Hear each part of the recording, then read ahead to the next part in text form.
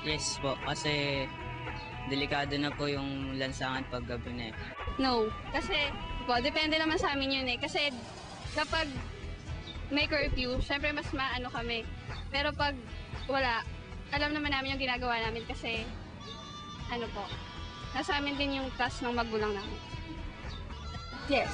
Kasi it's for our own safety and it won't do us any harm naman eh. No po, kasi parang medyo nababiolate yung right ng bawat tao, lalo sa mga kabataan. Siguro kasi sa panahon ngayon, yung mga kabataan at their young age nagkakaroon ng iba't ibang bisyo or yung iba nabubuntis ng maaga. Tapos, kung hindi na kaya na magulang, yung paghigpit nila sa anak, syempre, yung pamahala rin sa labas ng bahay, yun na lang hihigpitan.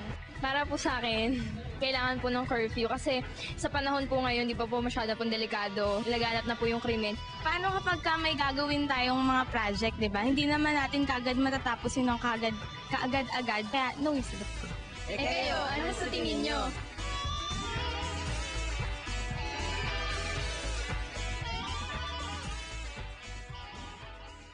Ang Kabataan Express ay hatid sa inyo ng UNICEF.